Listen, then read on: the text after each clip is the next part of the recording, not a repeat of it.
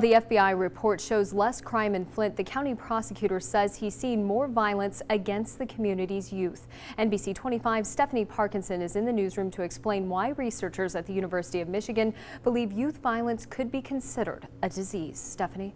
Sadie, it's an interesting link, youth violence being called a chronic disease. That's what a new U of M study is suggesting, and it comes as the Genesee County prosecutor says there's a growing problem with violence and young people in the community. If we leave them on the wrong road, they become the criminals of tomorrow. In Genesee County, Prosecutor David Layton says he's seeing more young people in trouble with the law. We have to decide whether to charge 16, 15, and 14-year-olds. This comes as researchers at the University of Michigan are looking to identify youth violence as a chronic disease. It also has, like other medical conditions, patterns, and in many ways, the patterns of that we see with youth violence are fit very well into a disease model. Dr. Rebecca Cunningham works in the ER at Flint's Hurley Medical Center, but also heads up the U of M Injury Center.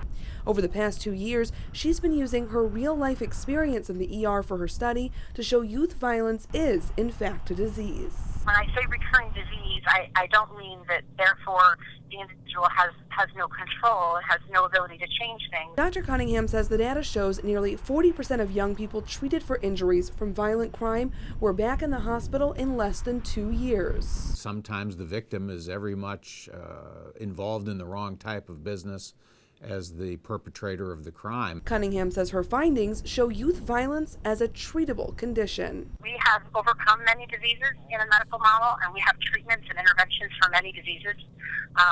There's many types of leukemia, which are now diseases that are treatable and curable.